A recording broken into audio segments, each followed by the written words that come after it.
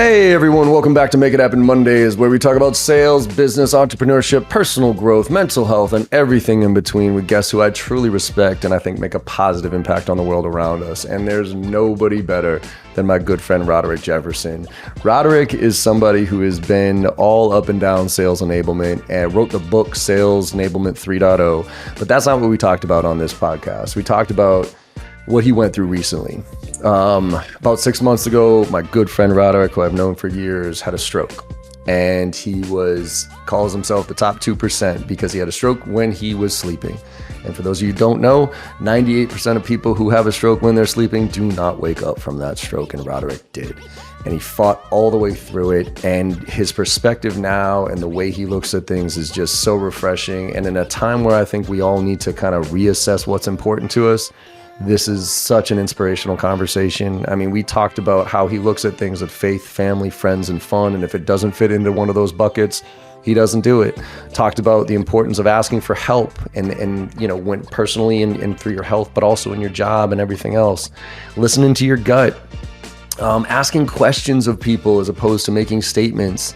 And focusing on what you can control and the impact that you have. And last point, you know, he talked about his 3-point question when having conversations with people, which is, do you want me to listen, coach, or fix, and not assuming what other people want from you? So this conversation was a breath of fresh air. And if you aren't moved by his journey here, I don't know what'll move you. So enjoy the conversation as much as I did here, and really try to think to yourself what you can do to really level set in today's world and make a difference in other people's lives like Roderick has made in mine. What's happening, Make It Happen family? Big shout out to our partners today, Gong, Proposify, Vidyard, and Chili Piper. Gong's data is more than valuable. It's cornerstone in any organization looking to collect the data that's going to tell them where they can improve and where they need to spend their time making changes. Proposify is one of my favorite teams of all time. What they do is they make the proposal and contract processes easy for the sender and the recipient. And who can't benefit from that being a great experience, right? Vidyard makes it easy for people to use videos anywhere. No matter whether you're sending videos in email or on social media, posting them somewhere, or sending them in a DM, Vidyard has got you covered. Our friends at Chili Piper are so much fun to be around. They make it easy for people to get on your calendar. And every sales rep has got to have this function locked in. It's one of the most important things we can do as a seller. How can I get you on my calendar easily? Chili Piper can make that happen for you. Be sure that you're checking out all these great tools. And now let's pass it over to John to find out who's joining him today. See you soon, everybody. I feel extremely fortunate to be sitting here with my great friend, Roderick Jefferson, my brother from another mother. How are you today, my friend? First of all, man, I'm honored to be here with you. And I echo with so much more than just a great friend. You have become family, John. And if I don't say it enough, man, I appreciate it. I love you like family. Better than some of the people in my family. Right. You can't So to choose your answer your family, question, right? how am I doing? Man, I am feeling fantastic. You've seen the journey of where it's been and where I am today. So, and I'm sure we'll kick into that just a little bit, but Yeah. I'm feeling great. And I'm starting to feel like myself again. I can't tell you how happy that makes me feel, because for everybody out there listening, you know, we almost lost my good friend Roderick here, and he fought way through it, and I'd love to chat with you about that journey, man, because I think when I think COVID reset a lot of things for a lot of people on priorities and all that other stuff, but you got punched right in the mouth with something that puts you in a position to really assess what's important in life. And you know, you've done so much good over your career in general. I'd love to know how this experience has reshaped you. So let's back up a little bit and just give everybody, you know, we don't got to get into the gory details here, but give everybody the details. I'll keep it high level. Yeah. It was October 28th of last year, and I woke up feeling odd. Every day I usually call my wife and chat with her and, you know, kind of set the schedule, what's going on. And it was odd. I just didn't feel right, but I couldn't put my finger on it. And so I was saying to her, and what I heard myself say was, hey, what's going on? What's on your calendar today? And what she heard was, blah, blah, blah, blah, blah, blah. Turns out during my sleep, I had a stroke, a massive stroke. And I feel incredibly blessed to even still be here. I'm part of what's called the 2% Club. 98% of people that have strokes during their sleep never wake up. You don't get a warning. You just kind of check out and that's it. So had the stroke and found out that the stroke was actually based upon congestive heart failure that wasn't moving fluid around properly and created a clot, and it floated up to my brain and literally shut my brain off. Now, I didn't get as bad as some where I didn't lose my arms and my legs and, like half my body went away. But what it hit for me as a keynote speaker and a guy that lives, as you know, on words and adjectives and nouns as a speaker, I couldn't speak.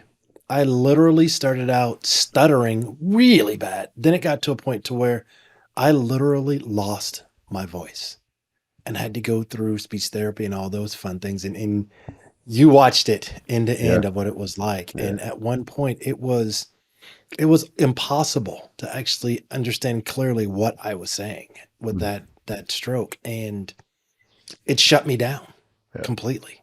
And talk about reevaluating life. It's not just about work.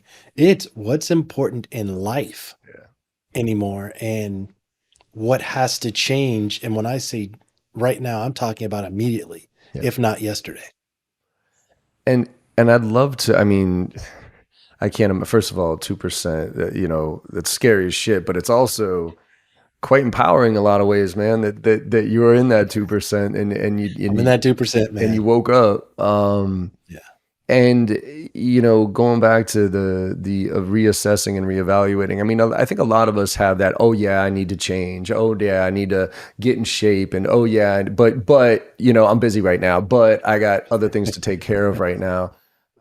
You've been forced to, right? And look, you've been always a pretty introspective guy. I think you've always had a good view of the world and what's important and stuff.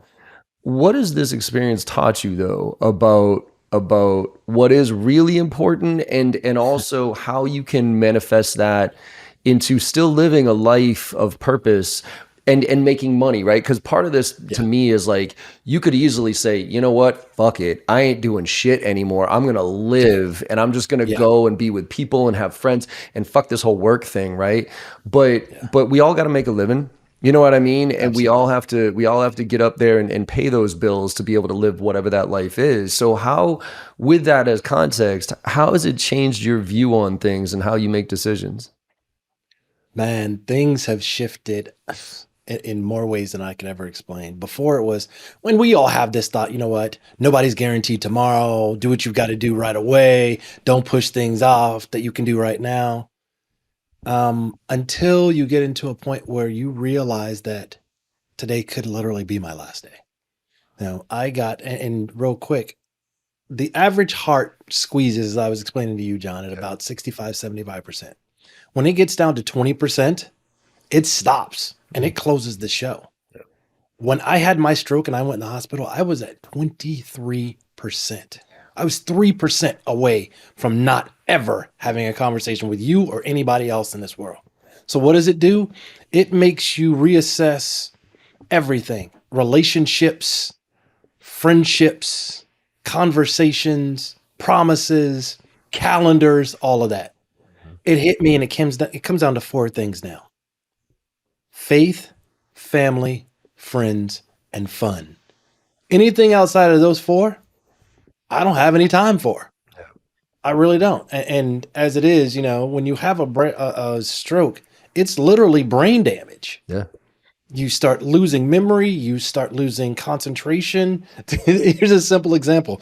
I was sitting with my wife the other day and I was like, I'm looking at this thing in front of me. And so what I do now is when I can't remember what something is called, I don't even try to fake the funk anymore, man. I'm just like, hey, kind of had a stroke. I need some help on this, right? Yeah. Don't even front. Don't try to bullshit because I can't. So I said, it's that thing that has the numbers on it that tells you where you are in the daytime or the nighttime. And she looks at me and with just the scariest look I've ever had in my life. And she said, babe, it's called a clock. And I went, that's it. It's a clock. So even the most basic things that you took for granted changed.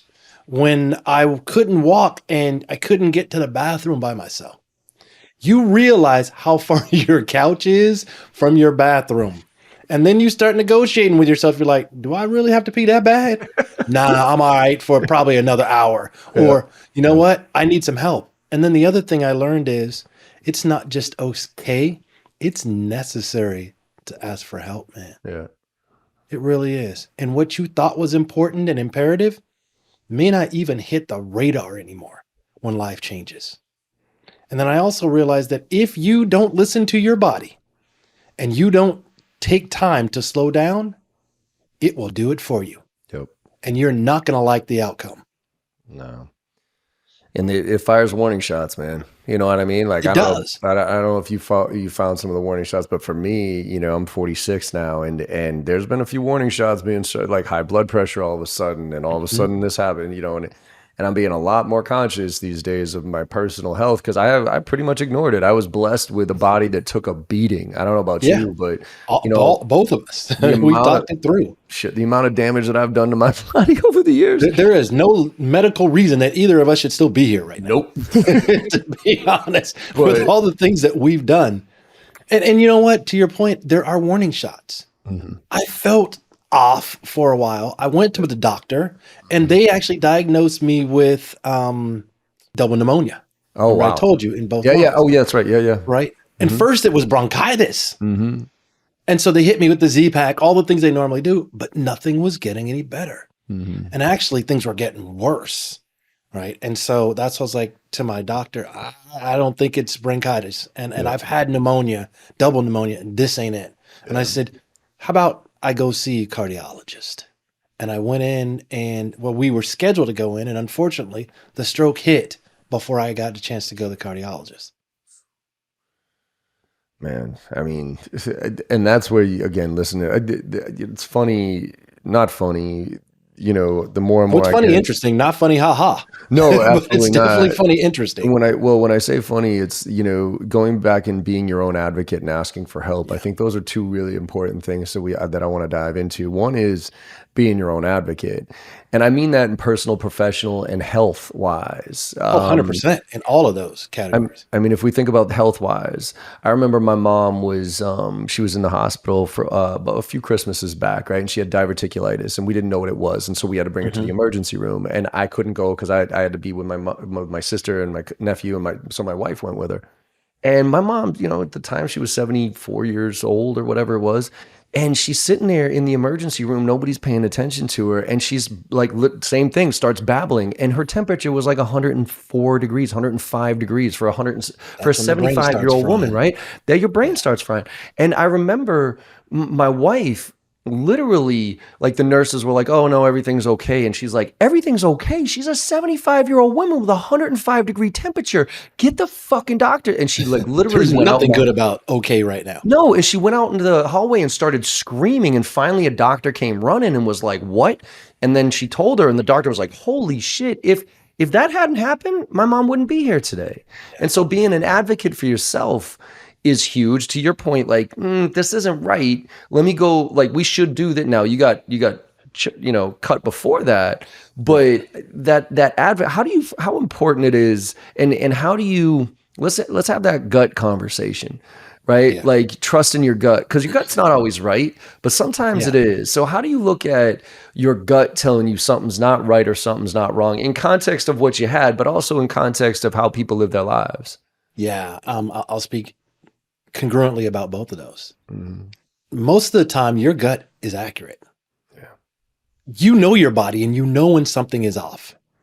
And when something is off and someone else is telling you this is normal, my response is, it might be normal for you, but I know my body, and this definitely ain't normal. I say the same thing in business, and I've said this for years, and you've heard me say it over and over. If you don't advocate for yourself and you take ownership of your health, of your life, and your professional career, Nobody else is going to do it for you. Nobody has the vested interest in any of those three things as you do. So you got to stick up and step up and speak on your own behalf. Let me talk professionally for a second. Yeah. You feel like you're killing it and you're due or you've earned a promotion. How many people have actually written up, and I don't mean a laundry list, but what I've done to impact our customers, our prospects, and our overall revenue stream, and put that in front of your sales leader? Not just your numbers. Very few. Not just your numbers. I've exceeded quota. Not just by your numbers. I'm talking about your impact now, because your numbers is just a laundry list. Right. But the impact, what have I done to help them either increase productivity and efficiency or mitigate, pain? Yep. That's when you start truly advocating for yourself.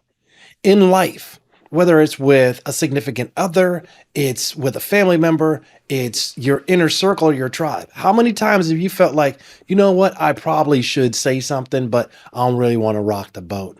Right. I don't really want to talk about politics. I don't really want to talk about, race relations.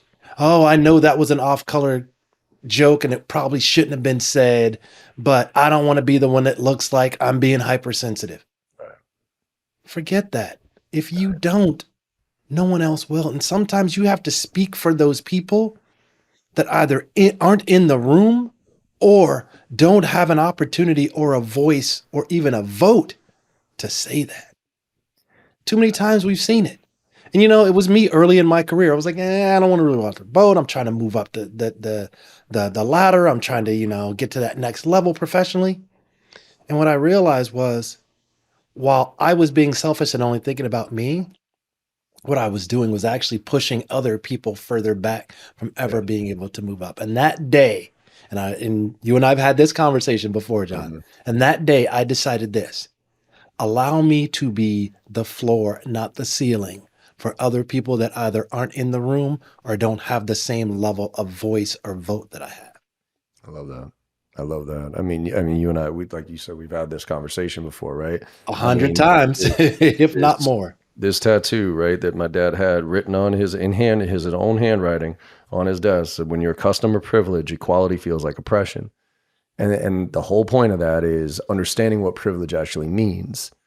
And I don't think it's right anymore just to sit back, to your point, and say, well, that's not my problem, or I'm not like that, so it's not that big. You know what I mean? Like that off-color comment. Like I feel uncomfortable with the off-color comment, but it's not really me, so why should I say anything? Bullshit. It's you, right? It's you. Because when you're not in a room, it's you with a whole different, not so funny joke. Yeah, exactly. And so being able to stand up for yourself, but also stand up for others and taking that chance. And look, I think there's, we kind of took a break on the podcast for a little while and I come back on it. And I said, now I only want to talk to people who bring light into my life and have good values and all that other stuff. And I talk a lot about, how core values mean more than everything right now and looking for those. And you got to stay true to them. And if you're going to enjoy this journey we're all on, because the minute you don't stay true to those core values is when you start asking all those questions that you don't want answered as far as who you are and what you're all about. Absolutely. And why you did or didn't do something. So I think that accountability factor of listening to your gut, but also speaking from your gut in a constructive way, because I think that's the challenge that I think a lot of younger reps or individuals have is, well, to your point, early in our careers, like, who am I to shake the boat? Now, for me, I grew up here in Boston. I'm a masshole. I got no problems being like, what the fuck? You know what I mean? Like, and I've almost gotten fired before because I've called bullshit on whatever it is. But I'm a young, white, 6-foot male that is driven. You pull off a lot more than I could. Right, 100%. I mean, that's the privilege, right? Yeah. Like I was pulled over by a police officer the other day and I wasn't worried about getting shot. Like that's privilege. Yeah. Like those are the type of things that I didn't recognize. And so I was loud. But what about let me speak to the the young and uppercomers. Yeah. Young and up and coming, people right now. There's a way to get this across without being threatening, right? And I learned this early on in my career. Ask a question instead of make a statement. Yeah, I love that.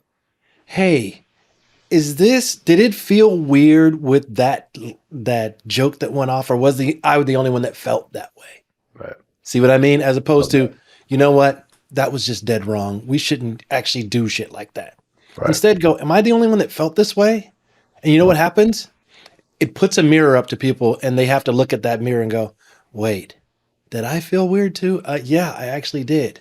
And because you've opened the door, you've opened it up in a non-threatening manner that now opens things for a conversation instead of a statement that would be a confrontation. I love that, man. And it's funny because I equate that to challenger sale, right? So Yes. challenger sale, right? So it always cracked me up, challenger sale, as far as like I'm going to challenge you, right? Like basically what for those of you listening, you haven't heard of challenger sale. It's kind of Book of the Month Club back about 10 years ago, and the mentality is, look, Roderick, you make this decision once a year. I help people make it every day. Let me tell you where people make good decisions and bad decisions. And I mean, 9 times out of 10, that comes across as you're an arrogant asshole telling me what you think, right? Yeah. Especially if you're talking to someone way more senior than you. Well, that's a whole different story. They're like, I got belts and shoes older than you. Right? Exactly. So, but the way I've been able to challenge people is exactly what you just said there, is ask them questions to get them to think. Because if I can get you to pause for a second and think about something differently than you were thinking about it before, now I got you, right? Now I'm challenging you, but I'm making it, to your point, your idea, not mine, right? It's almost like that movie Inception. Like I want to plant that seed and let it grow. Absolutely. So it's your thought, not mine, but I'm going to ask that question that's going to lead you down that path. And that's a beautiful way of And it's an opportunity to learn too, right? And what's the old adage, JB? With competence comes confidence, right? Yeah. And you get that confidence from the answer that comes back or the experience that happens in that room after you ask that question. And then the next time you're far more confident to do it again and again and again. Yep. Absolutely, man. God, I love that. And I think that, being able to handle adversity, being able to understand, stand up for yourself and advocate for yourself. And then when you do, so let's now put the decision-making lens. You said right now it's the 4 F's for you, right? Mm-hmm. When you're now faced with a decision for yourself, as far as what's important, what to focus on, business, who to leave in your life, who to take out of your life, is there a process you follow now that has evolved from before that helps you make better decisions based on where you are? Yes, I'm far more simplistic and far more direct on that. If it doesn't fit in one of those 4 buckets, I'm just not doing it. And I'm going to say it in a nice way. Yeah. And I don't feel like I have to say yes to as many things as I used to say yes to. One of the things is mentorship. I do a lot of mentoring. Yeah. But I got to a point to where I literally felt like I was drowning and I couldn't breathe. I want to help more than most, probably, just because I've had so much given to me. But I figured I had to cut off a certain number, right? Otherwise, I'm no good to those that are inside of my tribe if my tribe is any and everybody. And I'm not trying to say, oh, it's exclusive, you want to be a part of. No, it's not even about that at all. No. It's if I bring you inside and you know me well enough, I'm going to give you everything I have personally and professionally. Yep. Well beyond. I can't do that for everybody, but I can do that for a few people. Another thing is making decisions on who's going to be in my circle personally. Mm-hmm. And you look around and you go, there's a lot of people that, if you're honest with yourself, they're just people that you used to know. Right? There are a lot of people that they're in your circle just because they're comfortable. It's comfortable because you've known them for so long. Mm-hmm. And I look at things, especially even on social media, right? I've got my Facebook, I've got my IG, and I've got my LinkedIn. Yep. And I learned from you, each of those serves a different purpose. And everybody should not, and Twitter included, everybody shouldn't be on all of those. Nope. Because here's why. Not everything, and my mom used to say, everything ain't for everybody. It's as simple as that. There's certain things I can say on Facebook because these are my friends and family. Right. I'm not going to go drop that on IG. I'm not going to go drop that on LinkedIn. And it's not that it's something bad. It's just I'm talking to my folks. Right. Right. Yeah. And I have earned the right to be able to say that to them. And it may be taken out of context in one of the other social media platforms.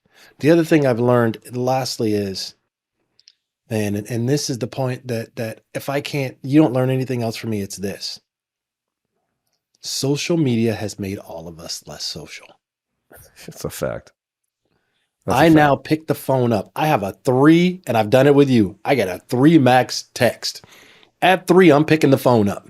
Yep. And I'm like, look, apparently we got way more to say than my fingers can handle today. Yep. And so why don't we just have a conversation and chop it up and catch up? What's up, everybody? I know you're enjoying this conversation. John does a great job with genuine curiosity on these episodes, and our guests consistently bring the heat.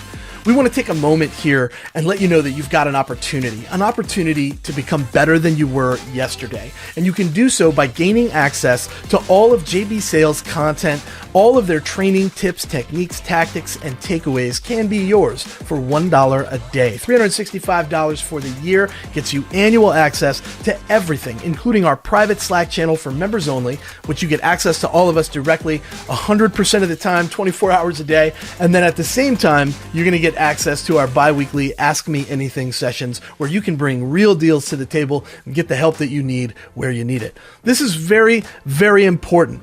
Sales reps that invest in themselves are often found at the tops of their leaderboards. Join us today and get the help you need to become the seller that you deserve to be. That URL, one more time, is joinjbsales.com. Let's get back to the show with JB and our guest for this week. I've said it before, I'm almost forcing positivity these days because of all the negativity out there. I'm back to my gratitude journal. And what I'm doing is once a day, I'm reaching out to somebody who I haven't talked to in a little while. And if it is just a text, sometimes it's just like, hey man, been thinking about you, right? Pay it forward. Or calling, to your point, calling them and being like, yo, haven't talked to you in a while, let's chat, right? And that act alone, because to your point, I mean, social media has definitely divided us more than it is, it's created communities and all these other different things. Yeah, and I think it's great to catch up with old friends, but here's the other piece. We both know social media is showing what you want people to see and know. Of course. It's not real. It's not reality. No. Right? Especially on the broader pieces. And you just kind of go, wait a minute. Now, I just talked to you and I saw you the other day and I know you were struggling and having a rough day mentally. But you're on social media, you're laughing and you're doing the little latest TikTok dance and whatnot. And everybody thinks it's all gravy, but it's not. And so I'm at a point now, and I call it age and stage, where the same person you see me when I step in front of you is the same person you're going to get on social media. You're on all of my platforms. Yep. You've seen me say, you know what? This is a rough day. I'm just not feeling right. Am I the only one feeling this? Or you know what? I could use a little love because today it's a rough day. I'm not going to put that out on TikTok. I'm not going to put that out on LinkedIn or whatnot. But inside my house, if I can't be real with you inside my house, you're not part of my family that should be in my house. Authenticity right now is it's sad that it's a competitive advantage. It's at an all-time low. It's at an all-time low. It really is. It really is. And it's sad to watch that because of exactly that point. Everybody's putting out this front that everything's perfect when everybody knows everything ain't perfect. I mean, you watch me on social, I talk about all my warts. You know what I mean? Like all sorts of crazy shit that's going on because people respect and appreciate that as opposed to being painted this rosy color. And I think this translates to everything. Your job, your boss, your customers. Like we put on this front like we're perfect and our products are the best and we're the, you know what I mean? and all this other shit. And it's you're right. Tear all that shit down. Tell people exactly where life your is not about unicorns and rainbows, man. No. Right. No. It's you're going to go through rough patches, and how do you get through it? And I've realized that more people have reached out to me and said, hey, I needed that, or I learned how to get through that, or I watched you because you got through it. I feel like I can now. Yeah. And I don't think I'm just some icon that people should watch. No. Nah, I'm a regular dude that every day something happy happens and every day something shitty happens. Exactly. And it's a matter of how do I balance those? Yeah. And then you have to be real and go, is it imbalanced because of me? Or is it imbalanced because of what I call my tribe? And if so, it's time to kind of thin out the herd, man. Fat Joe, right? The rapper. Oh yeah. So I was watching an interview with him, and he was balling out for a while, and he had like 40 in his crew, like 40. Right. It was kind of like MC Hammer back in the day. Like Oh he would yeah. show up with 30, 40 and would pay for everything, right? And at a certain point, he was looking around, being like, these motherfuckers, like, are these really my friends? Yeah. And so what he did one day is he called them up and said, "Yo, all of them," and said, "I'm dead broke. I lost everything." Right. And he went through this process, and he said, all but 4 of the 40 stuck around. Wow. So only 4 people were like, doesn't matter to me, man. I don't give a shit if you're broke or not. We're still boys. We're still hanging out. 36 people who were pretending to be his boys never talked to him again, never emailed him, never texted him, never called him afterwards. Right. And I think that's a hard thing to do is to thin out that tribe. And I wanted to ask you, you talk about saying no to a lot of stuff now, right? And being a lot more comfortable because you got to stay focused on what's a priority and who you can really help. Right. How do you say no? How do you say no in a way that doesn't offend people? And I know it's kind of situational based, but do you have an approach to saying no when you want to help and you don't want to offend somebody for doing that? Yeah, and it's actually a way that nobody can walk away feeling bad and nobody can say anything negative about it. It's a real simple statement. I love you to death, but I'm at a point where I've given so much that I don't have anything else to give right now. And it wouldn't be fair to you.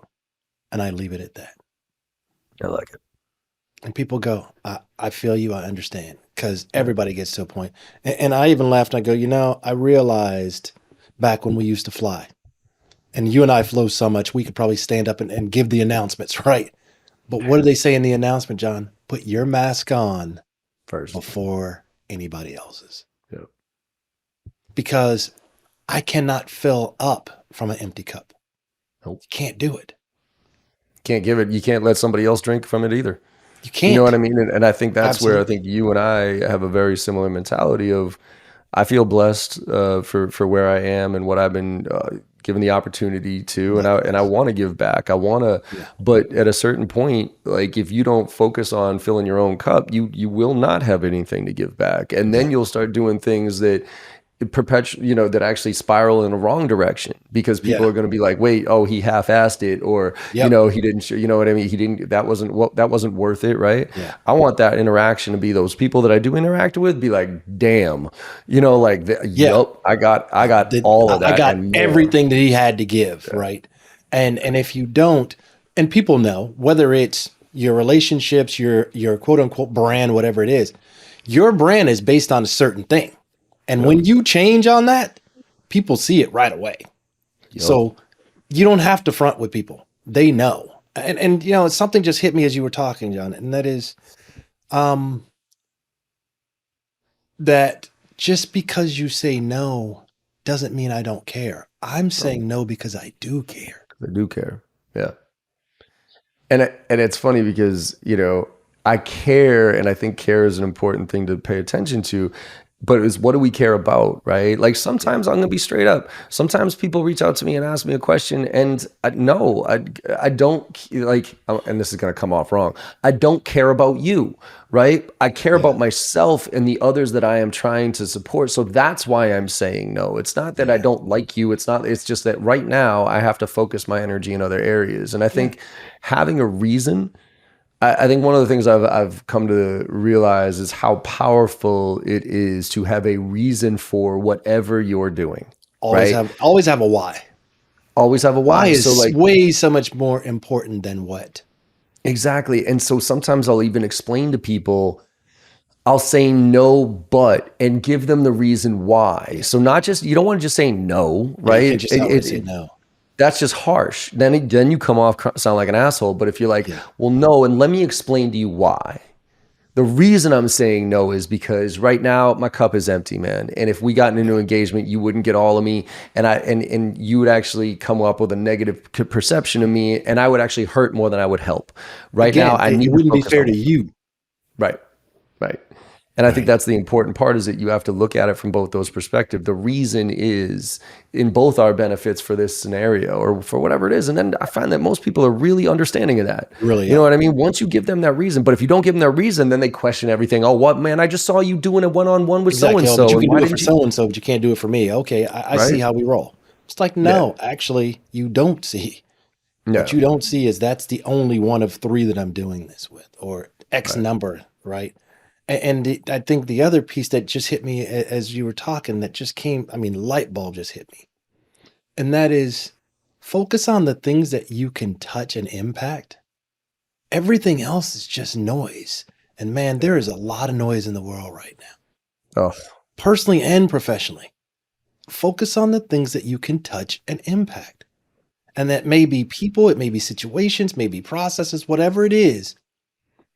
But if I can't impact and influence it, I gotta walk away from it for my own well-being. And there's something to be said. And I think everybody has a clear understanding and far more empathy around self-care yeah. right now of what we've Thankfully. gone through over the Yep. last couple of years.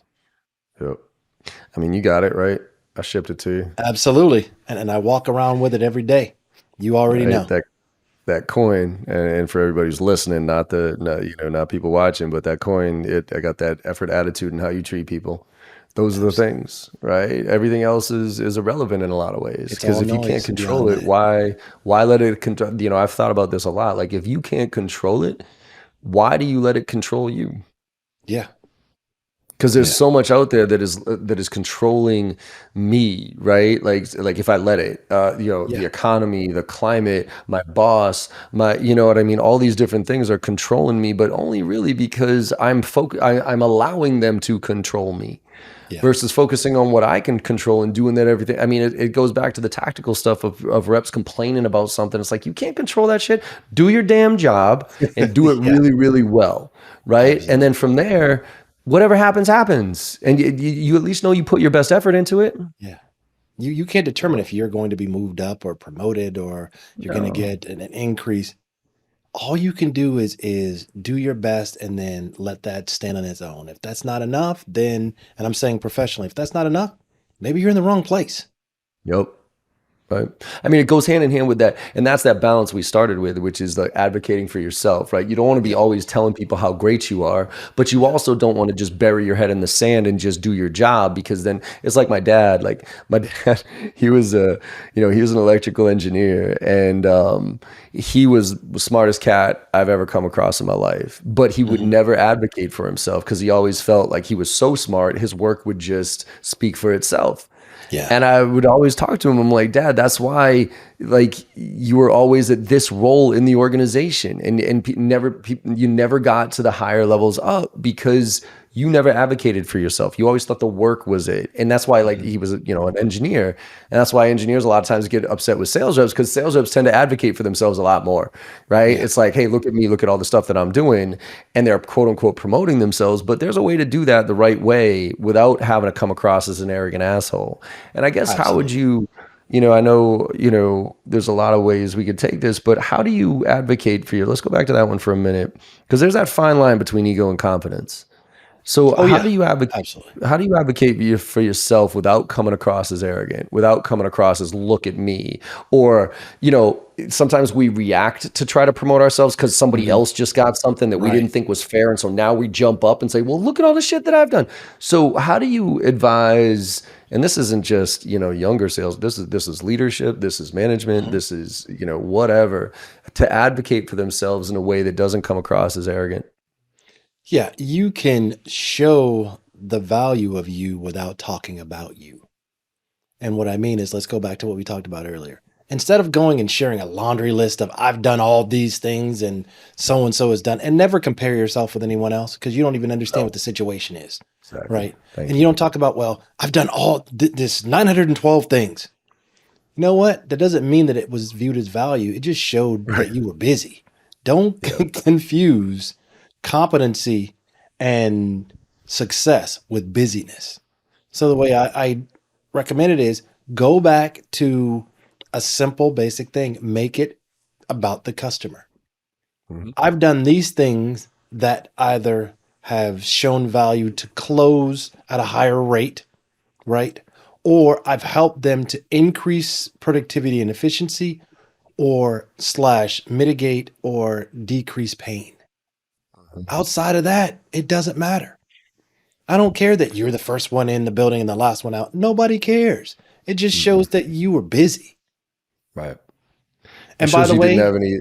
find advocates that will speak on your behalf about you, so you never Right. have to talk about yourself. That's the same reason we do 360 degree reviews. Reviews. Yep. You know who you helped and how many times they've said to you, you know what, slip this in. Hey, Yep. do you mind sharing that in email with my boss and my boss's boss? Yep. Guess what?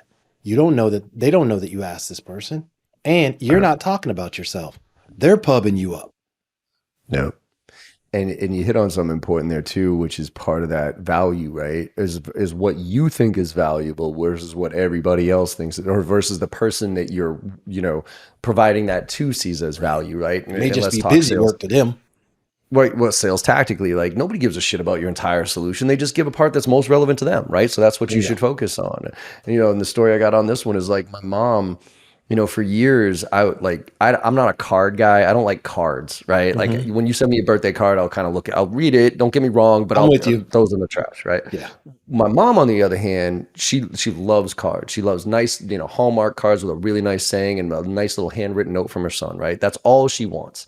Right. But for years, I would be super thoughtful with my gifts to her. Like I would travel, and every time I would travel, I'd be like, "Ooh, my mom would love this," right? And then on her birthday, I would send her this gift, and then I would get on the phone with her for like an hour or two and talk to her and all this other stuff, right? So a couple years back, dad, mom, sister, same thing. I give them all gifts, got an hour and a half on their calendars, whatever, talk to them all day long with their birthdays, but I forgot to send a card.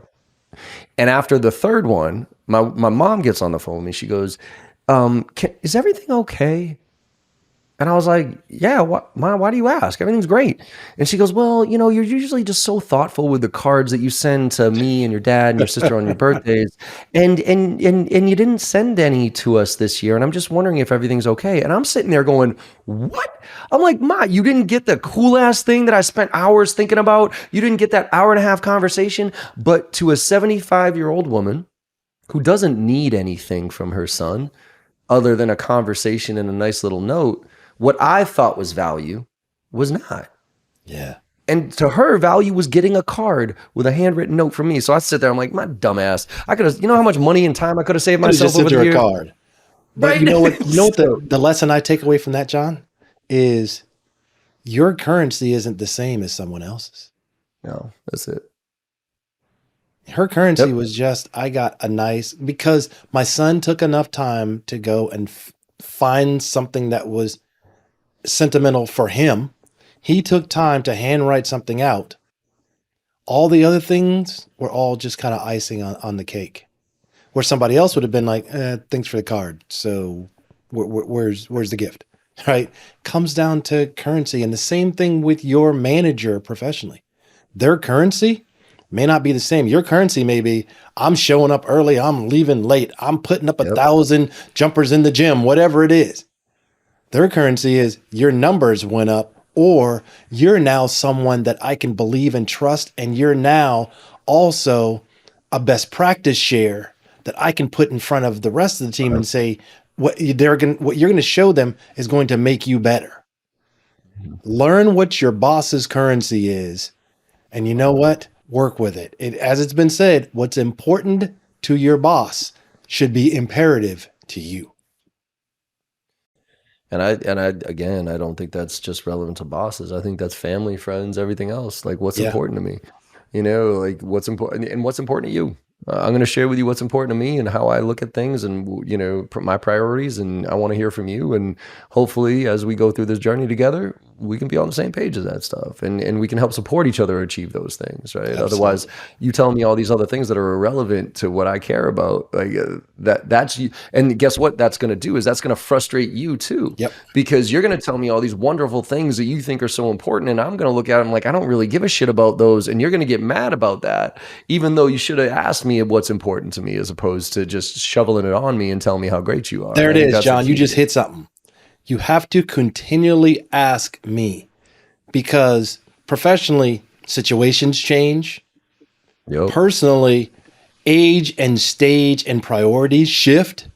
So just because I look what felt happened to you. this 6 months ago, 2 months ago, 1 year ago, doesn't mean I'm a perfect example. What's important to me right now is not the same thing that would have been important to me 6 months ago.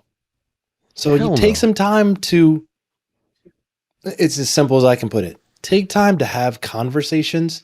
Stop giving presentations, whether it's personally or professionally. We all do that, right? We dive right in. And I want to say something for the leaders that are listening to this right now. And this is specifically for you. We all know that empathy and relationships are important. We all know that we can't peanut butter and try and treat all of our employees the same way. But what I've found that learns for me is ask a simple 3-point question. Every time you start a meeting, ask this question. Do you want me to listen? Do you want me to coach? Or do you want me to fix? As simple as it sounds, it does two things. One, it tells that individual that this is all about them. And two, as leaders, we are infamous for diving into fix mode. That's how we got to the leader position, right? But most of the time, to be honest, I've realized from my teams, they don't need me to fix. They just need me to say, hey, listen, can I get this out of my head so it doesn't sound crazy? Or so I can say it to you before I go say it to someone so I don't look crazy or stupid? Or they say, you know what? I want you to coach. That says to me, you've done this before. I was going to go do this, but I may be at level 7 and I may have missed 3 through 5. And you've done it before. Help me with this. Or the last is fix. Man, I have tried everything I know how to do. It's just not working. Oh, and let me say, asterisk, don't try this with your significant other. It doesn't go over too well. I was going to actually. For me, it has.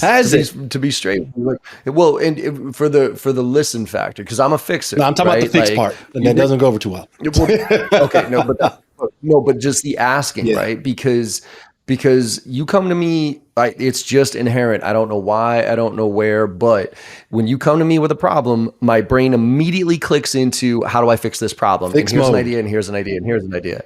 But when you say that significant other, 9 times out of 10, your significant other just wants you to listen. Absolutely. And I had to get in the habit of asking. So when my wife would come to me with something she wanted to vent about or a problem or whatever it is, because the reaction was always, oh, well, what about this? And have you tried that? And then she would get frustrated with me basically saying, shut up. I don't want to hear your damn answers here. I just want to vent here. Yeah. So because that would turn into an argument, because then I'd be like, what, you don't value? Why'd you come and talk to me like this? Why'd you come and talk to me about this? If you don't want to solve, right? And so we would get in arguments about it. And so now when she comes to me with something, I very quickly, I'm like, do you just want me to listen? Or do you want my opinions about this? Yeah. And she'll say, I just want you to listen. And then guess what? I shut my mouth and I just nod my head and I'm like, sorry, honey, that sucks. And it's a win for everybody. But if she's like, huge win for everybody. Because if you don't, then you'll get, especially personally, you'll get caught up because you'll go into fix mode. Yeah. I guarantee you. Most of us directly go into fix mode because it validates us and our opinions, let's be honest, and call it what it is. But when you listen, to me, the best way to show that you care about and respect someone, listen to what they have to say. Yep. And don't jump in. Don't listen so that you can find a way to help fix, because we've done that before too, all of us. Just sit back and listen. And also realize how hard it is to just listen and not say anything. And that's hard. Brutal. I saw a Simon Sinek post on this one about listening and how legit just shut up and hold your opinions all the way until the end and then have a conversation if it's valid. But it is not easy to hold that back. That takes practice. That takes thought. That takes being very thoughtful and proactive with that mentality, because otherwise you'll fall. I fall into it all the time if I don't have a check on myself to say, okay, shut up, John. It's hard. And I always look at people that consider themselves servant leaders. And the first question and friends of mine, and I'll ask them a question. When you're in a conversation, what percentage do you find yourself talking and what percentage are you listening? Because that's servant leadership. When you're listening more than you're talking, That is self-discipline like very few other things. Yes, indeed. Awesome, man. Well, look, I know you got a hard stop coming up here, and you and I could talk for days. By the way, I did get your package, so thank you very much. Hope it's not a strategy. All right now. I'll be wearing this. I'll be wearing this on a few posts coming up here. I just got it today. But look, man, I didn't know where. So one more piece is when you talk about being purposeful with the people you care about. You know, the only sticky note that's on my computer screen right now. What's that? The only sticky note. What's that say? Check on Roderick. Call It says check in on Roderick. And that's why I love That's you. the only thing John. That is why you that's were the family only to thing me. that's on here. Because when I heard you were going through this, you know, there's people, right? There's people you reach out to, you're cool with, and everything's fun, but then you go a while and you don't check in with them, you don't say hi, and you realize what they're actually going through, and you know, you going through what you're going through. First of all, is inspiring that you're through, that you're on the other side of it, and you're moving in the right direction. I mean, I can't imagine what you've gone through. I've heard about it, but I can't imagine it because it's pretty unfathomable in a lot of ways. And I feel blessed that we're having this conversation and to have you in my life as my friend, man. We are family. We have talked, we have laughed, we have cried together. To me, that's beyond the, oh, we're good friends. You are and will forever be family to me. It's funny because I hear people go, oh, John Barrows did this, and what about John Barrows? And I kind of go, I don't really know that cat, right? I mean, I know you professionally. Of course, we've done work together. But I always click in the back of my mind, I go, that's just my brother. That's how I see it. John's just family to me. Likewise. And will forever be, no matter what. And thank you for checking on me. And I want to say this publicly. You don't understand the impact that you've had on me, not just the influence, John, but the impact that you have had on my life. And by doing what that sticky note says of just reaching out, you've heard me at my lowest point. You've heard me in babbling, ugly, crying tears. What I haven't had a chance to say to you, and I want to say it publicly, is you are a part of why I'm still alive. You helped push me to a point to when I was ready to give up. I was like, I can't. Thank you. Thank you, my friend. Thank you. Where do you go with that? I know. I don't know, well, the last piece on that, you know, it's funny how that direction, you know, and how it manifests itself in motivation and inspiration for people. Because I would say the same on the back end is you going through what you're going through has helped me through some shit too. Right. And help put some perspective. I mean, I've gone through there's a few things I can't really, you know, I've been going through over the past year and a half that I haven't been able to talk out loud about, as you know. And, you know, to me, it's all about perspective, right? It's all about perspective. I wake up and I'm like, oh, you know, and it goes back to the privilege factor. Yeah. It's like, I realize, no matter how bad my day goes, man, somebody else. Sure, shit ain't that bad. Somebody's praying for your worst day. Yeah, exactly. So that's why I wake up and feel genuinely appreciative for where I am and the people I'm around. And again, one of them is you, and I can't thank you enough for that. Thank you, man. I'm honored, and I am truly humbled. And I'll use your word, I'm privileged to be inside your personal tribe. I appreciate that, man. Look, I mean, business-wise, Roderick Jefferson, Sales Enablement 3.0, killing it, all that stuff. Where do you want people to follow you, though? Where do you want people to kind of get this part of your journey? I always say to you, if you can't find me on social media, you're not really trying. On Instagram, Roderick_J_Associates. On LinkedIn, find me at Roderick Jefferson. If you want to know about the book, want to listen to the audiobook, I'd be honored. It's on Amazon. It's on Audible. It's on Kindle. It's everywhere that you wanted to look. And it's Sales Enablement 3.0 is the name of the book. Thanks again, John, for the opportunity, for the honor of being able to catch up with my friend, my mentor at times, and my brother. Thank you so much, man. Likewise, my friend. All right, brother. I will see you soon, and I'll check in on you, continue to check in on you for all the right reasons now moving forward. All I right? appreciate that. Thanks, my man. All right, my friend. Thank you. And for everybody listening, you all know what I say every single time, and I think now it's more important than ever. Go out there, no matter how shitty your day is, and go out there and make somebody smile today. Because if you make somebody smile, no matter how shitty your day is, you know you had a good day, and the world needs a lot more of that. So thank you all for listening. I'll see you on the other side. Thank you so much for your time today and listening to the podcast. I hope you enjoyed the conversation as much as I did. With your support and our incredible guests, we're one of the top sales podcasts in the industry with over 1 million downloads, and I can't thank you enough. To keep the momentum going, if you could go to your favorite podcast platform and leave us a 5-star review, I would greatly appreciate it. In return, I will answer any question that you have on Instagram. Hit me up there at John M as in Michael Barrows with a video question or a DM, and I will get right back to you, I promise. And last but not least, if you're looking for training, I'm adjusting my training approach this year, and I'm actually going to be delivering training to the masses. I'll be delivering live training the first and second week of every single month with our 2 marquee courses, Filling the Funnel and Driving to Close, to anybody who wants to join, and it includes membership in our on-demand platform with weekly AMAs. So you can go to jbarrows.com/open to check out the details. Thanks again, and have a great day.